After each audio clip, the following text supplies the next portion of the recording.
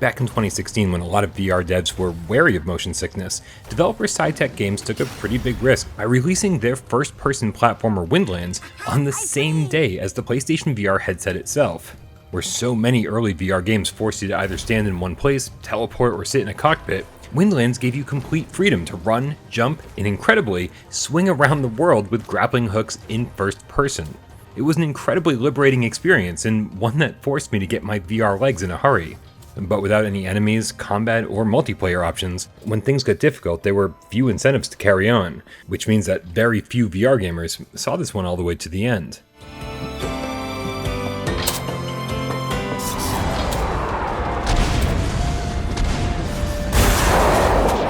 Luckily, Windlands 2, which is only about 3 years late to PSVR, sets out to change all of that with a fuller, more robust gaming experience. Like the first game, you venture out into big open worlds. You can run and jump like in a traditional platformer, but more than anything you'll be using the grappling guns to swing around the environment, finding creative ways to get from place to place. A lot of sections will require you to have built up momentum, so the sooner you learn to alternate hands and swing at top speeds, the better. There are a ton of collectibles to find which will slow you down along the way, 120 in total. And if you're a platinum trophy hunter, you can ignore me when I say Windlands 2 takes about 7 hours to beat. I didn't even find a third of the collectibles during my first playthrough, not even close, so I can't even begin to imagine the countless number of hours it'll take to locate every last one of them.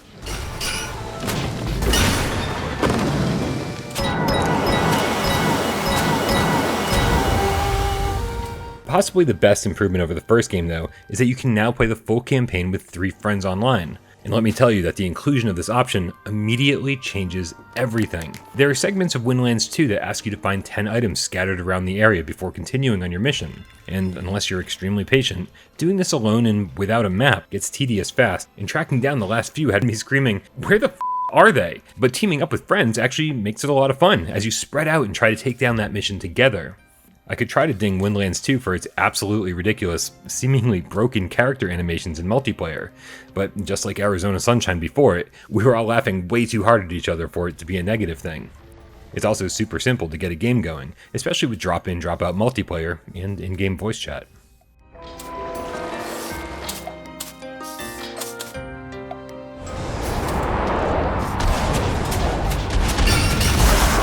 The other big improvement Windlands 2 offers up is combat. With just a pull of a trigger, you can summon up a bow and arrow, and dude, learning to master the controls in order to feel comfortable enough with grappling around an enemy and firing off shots in midair takes some time, but it's ultimately one of the most satisfying feelings you can have in VR.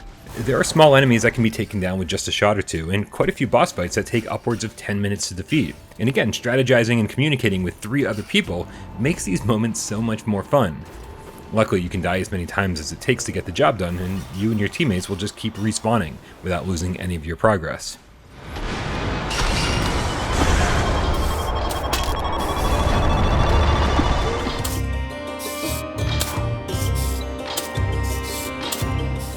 Once you've completed the campaign, you'll probably be good enough to start tackling the challenges, which come in 2 types. The first type is a straight race to the finish line, and the other is a timed collectathon. Both are extremely difficult, and even just figuring out the correct path to the finish line will take a few attempts. So get ready for some frustration here while you learn the maps.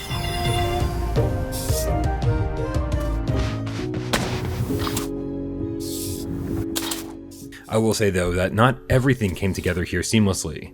Windlands 2 contains quite a few segments that are insanely difficult, where it feels like the developers, when making the level, had spent 1,000 hours with their game, and kind of expect that you've done the same. These areas feel like challenge maps, but they're not. They're part of the campaign and will require a ton of patience as you learn exactly when and where to grapple, how long to hold on for, when to release the hook, and what platforms you can and cannot land on. When I say that some of these areas took me upwards of 40 attempts to complete, it's not an exaggeration. Windlands 2 is the Dark Souls of VR platformers.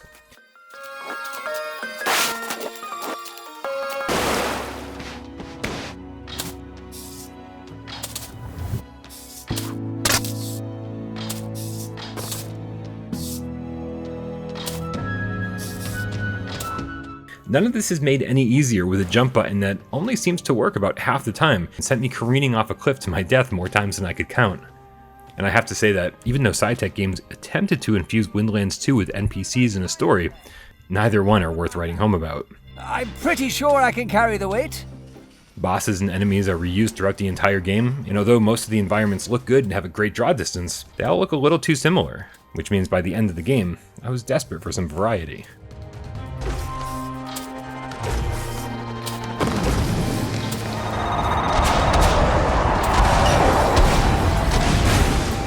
It took Windlands 2 almost 3 years to make its way to PSVR, but I have to say that I think it showed up at just the right moment, during a time where we needed it the most. It's been a while since we had a fun co-op campaign, and despite all the problems I encountered, none of them kept me from having a good time.